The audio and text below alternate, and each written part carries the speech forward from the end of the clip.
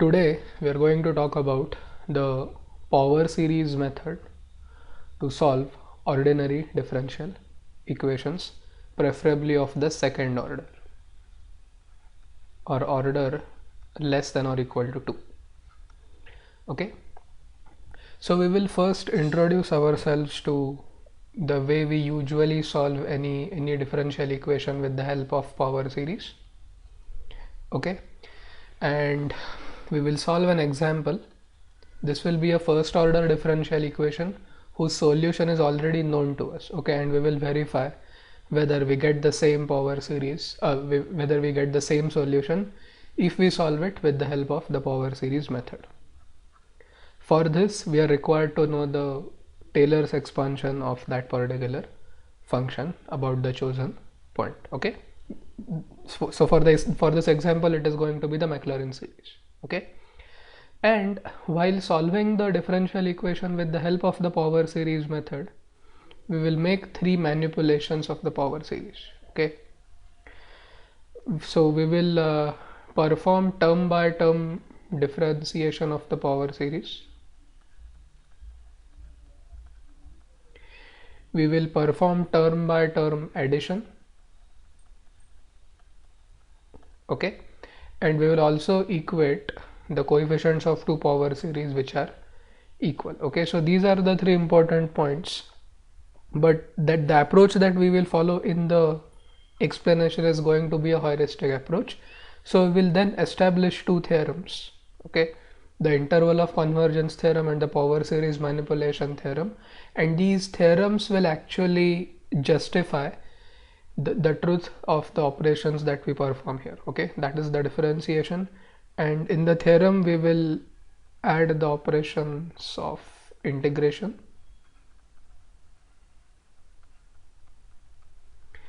then subtracting one series from the other term by term, and also multiplying two infinite series term by term. Okay, then we will turn to the most important power series that we know. Okay, that is the Taylor series.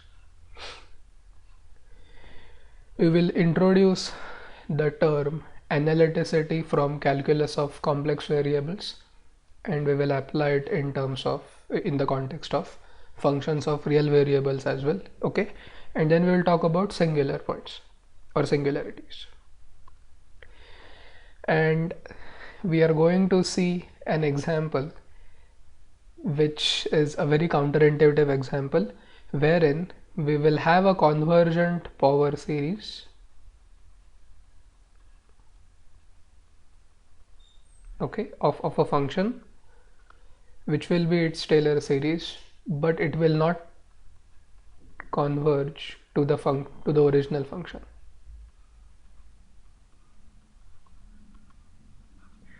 Okay, now this looks weird, but there are situations. So we will make an additional assumption in our discussion, which will make sure that we will not encounter such functions while solving the second order ordinary differential equations with the help of the power series method. Okay, so with that, let us start the actual discussion. So let us start by having a brief or small introduction to this particular method, which is the power series method. Okay, so what is this method all about? So this is the power series method is the standard method to solve ordinary differential equations with variable coefficients. Okay, we know the very well developed theory to solve linear differential equations with constant coefficients.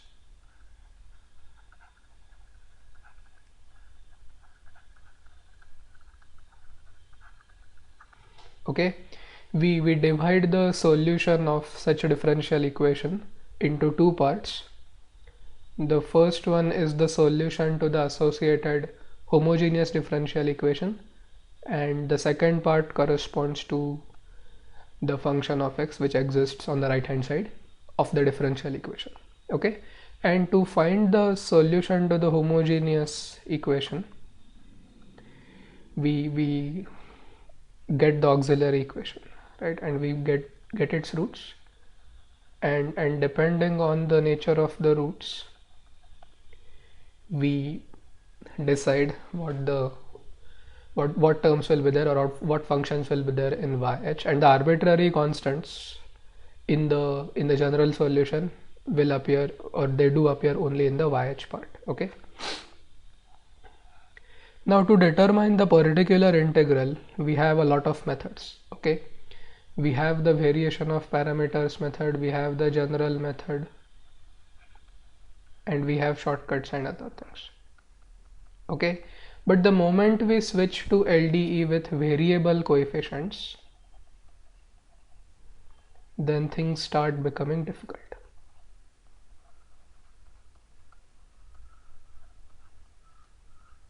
You can still apply the variation of parameters method, but to apply the variation of parameters method, you should first know what YH is. Okay, and we do not yet have a very well established or a working theory to find YH for LDE with variable coefficients. Okay, so this is kind of the deadlock. Okay, and to break it, we have the method of power series. Okay, so as I said, it is a standard method to solve ordinary differential equations with variable coefficients. Okay, and as the name suggests, the general solution or the particular solution that we get, these are in the form of power series.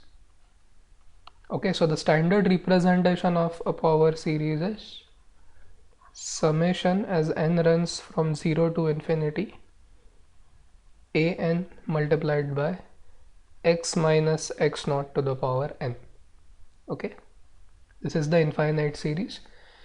The terms an are called as the coefficients, and the number x naught is called as the center of the power series. Okay, now remember, this being an infinite series, it is very much essential to talk about the convergence. Alright, and in the section on sequences and series, we have seen various tests like the ratio test, the integral test, the p-series test, the root test, and so on. And in this chapter, we are going to make use of the root test, the Cauchy's nth root test, and the ratio test. Okay, so it would be meaningless I would say it will be a risky job to accept any power series solution without talking about its convergence or convergence behavior. Okay, so we'll talk about it later. Now, where do we use this particular power series? Okay, we can use this to, of course, solve the differential equation and compute the value of the dependent variable when the value of the independent variable is known. We can use it to graph the solutions, of course, maybe first few terms of the infinite series. We will also use it we do use it in proving the formulas, although we may not be doing it in this particular discussion. And we can also explore properties of the solutions. Okay, whether it is an even function, odd function, and so on. Alright, so the main things that you should know before we start discussing is what a power series is. Okay, and what do we mean by the convergence. Alright, okay, so now let us see how this method is applied by solving this very simple differential equation, which can be solved by various ways. Note that it is variable separable. It is also linear. Okay, so I will not tell you the solution right away because you already know it. Okay, now when we solve, or when we aim at solving this differential equation by the power series method, we have to first start by writing down the unknown function y in terms of the power series containing x. Okay, now the most convenient choice for the center is going to be the number 0. Okay, and even if it is any other number, it doesn't matter. We can always introduce a new variable x minus x naught and get it centered at the origin. Okay, now when we expand this, we will get the following: a naught plus a1x plus a2x squared plus a3x cubed and so on. Okay, if it is a polynomial, the solution, then obviously it will not have infinitely many terms. Okay, now this term takes care of the second term in the differential equation. Okay, now let us go to the first, that is dy by dx. For this, what we will do is we will take this infinite series and we will differentiate it term by term.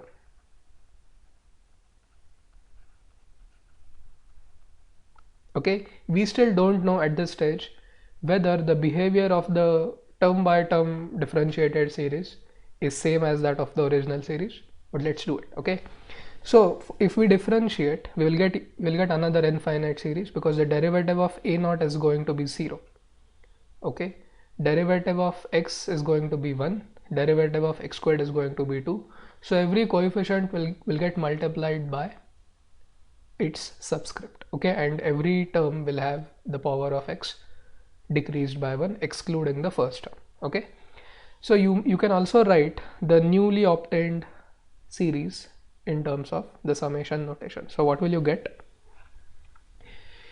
A naught will not be there now because its derivative will be 0, so it will start from a1 plus 2 times a2x and so on. So its general form will be so its general form will be summation as n starts from 1 to infinity, okay, due to the absence of a naught, an times n times x to the power n minus 1.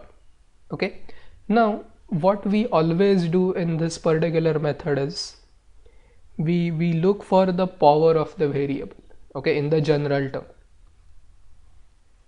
and if it is not equal to the summing variable, we actually make it equal to the summing variable. Okay, so to do this, what we are going to do is we are going to introduce a new summing variable. We will assume that n minus 1 is m. Okay, now if n minus 1 is m, then n will be equal to m plus 1. So wherever you see n here in this function, you replace n by m plus 1. Okay, so a n will become a m plus 1, n will obviously become m plus 1, and x to the power n minus 1 will become x to the power m. Okay, now this is to be done because we have the same general term there, x to the power n, where n is the summing variable. Okay, and you also observe now that if we change the variable, the summing variable, from n to m, the least value of n is equal to 1 here. Okay, so obviously the least value of m must be 0. Okay, I mean this is like integration by substitution in the definite integrals. Okay, so once we achieve this, we again replace m by n, but this time we make the note that m and n are essentially dummy variables, because they are only used to represent the summation. Okay, their values really don't depend on what x is. Okay, so we can again safely replace m by n because it is a summing variable, and we will get this function as the general term, a n plus 1 into n plus 1 into x to the power. And so here we have just replaced m by n, but this n is different from the original n. Okay, now once we develop the power series for all the terms in the differential equation, then it's our time to actually substitute them here. Okay, so we will now put dy by dx as this infinite series and plus y, so we already know what y is, so let us do that.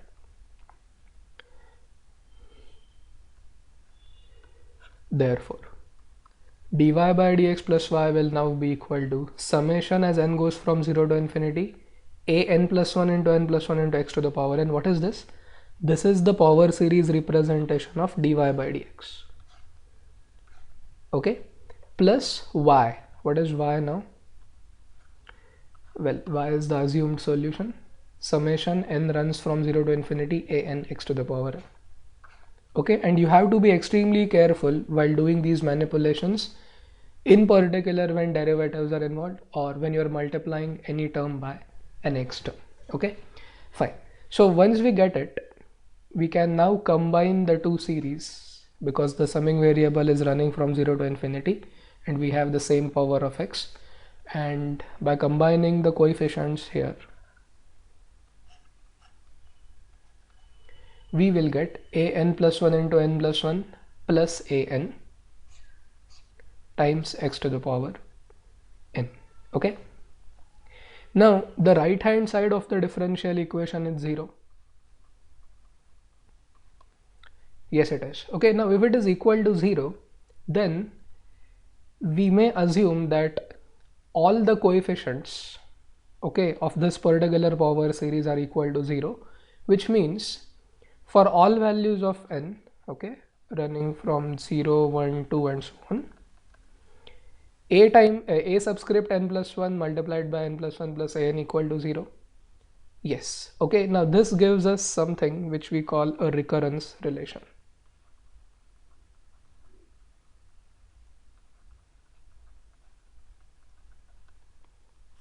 Okay, which generates a sequence.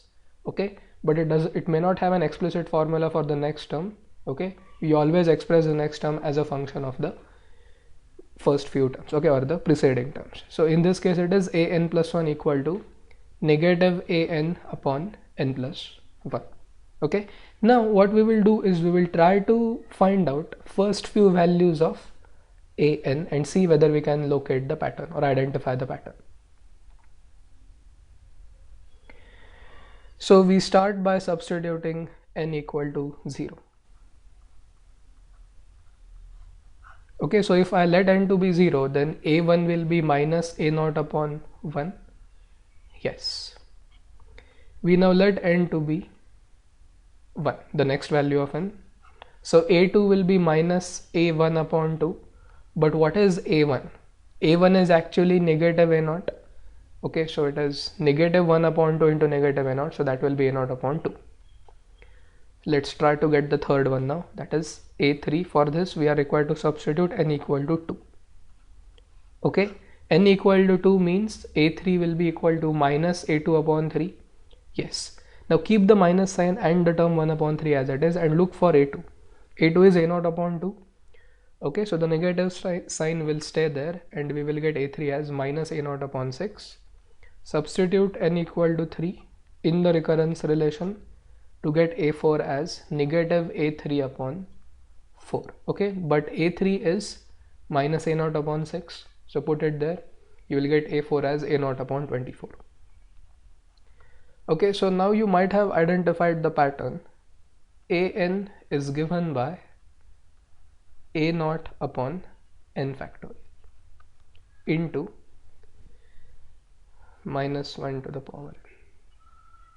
Okay, I mean you can check it. If it is 1, then it is minus 1 to the power 1 upon 1 factorial into a0. a2 is minus 1 to the power 2 upon 2 factorial into a0 and so on. Okay, now what we will do is we will go back to the assumed solution in the power series form and we will substitute a0 or an's in short in terms of a0. Okay, all these coefficients, and let's see what we get. If we do that, if we substitute the values of an's in the power series, we will get y as a0, which will stay there, plus the first term is a1 now, which is minus a0, yes, into x, plus a2 times x squared. What is a2? a2 is a0 upon 2, yes, plus a3 times x cube. What is a3? Minus a0 upon 6, yes, plus a4 times x to the power 4. What is a4 now? a0 upon 24. So okay, so this is actually a0 multiplied by 1, okay, minus x plus x squared by 2 factorial minus x cubed by 3 factorial plus x to the power 4 upon 4 factorial and so on. Okay, now we know that the bracket is actually the Maclaurin series of e to the power minus x. Okay, Maclaurin's expansion of the function e to the power minus x. So we have now got the general solution as y equal to a naught into e to the power minus x, and the first coefficient serves as the arbitrary constant c.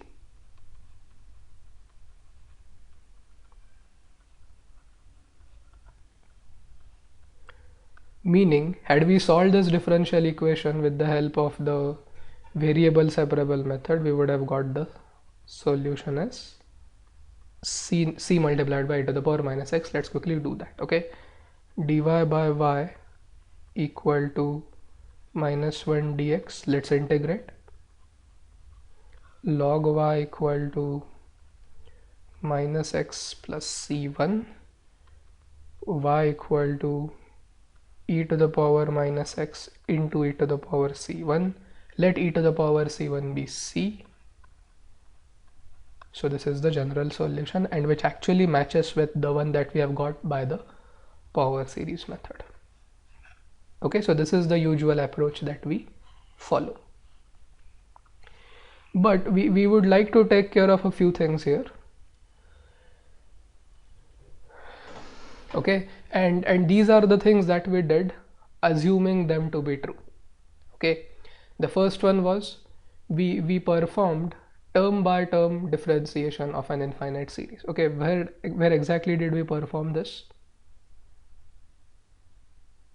In this step. Okay, the one marked by the red star.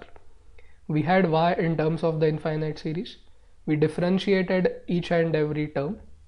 Okay, so a naught's derivative 0, a1x's derivative a1, a2x squared's derivative is 2a2x, and so on. So the general term was an into n into x to the power n minus 1, assuming that both have the same behavior as far as the convergence is concerned. Okay, that is term by term differentiation.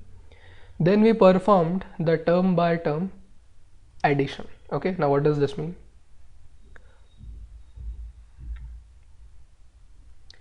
When we substituted the power series of y and dy by dx in the differential equation, okay, we actually were adding two infinite series, and to do that, or what we have done is we have combined the coefficients a n plus 1 into n plus 1 from the first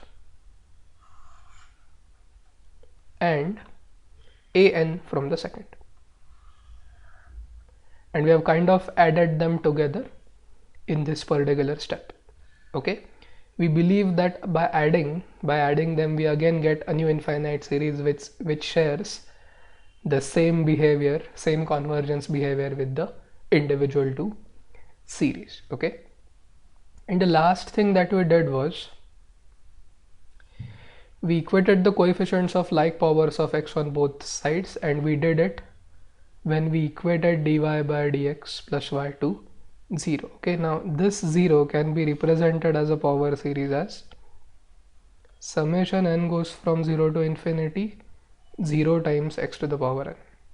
Okay, and when we equated these two power series, we basically did not bother about cancelling x. What we thought of was, okay, let's just equate the coefficients of the series on the left hand side, which is a n plus 1 into n plus 1 plus a n, and the coefficients on the right hand side series, that is 0. Okay, and that's how we got the recurrence relation between the coefficients. Okay, now the things that we have done in this particular example are absolutely okay, but we need to at least state the theorem, if not to prove it, that all things that we did here are totally fine, well, putting some constraints.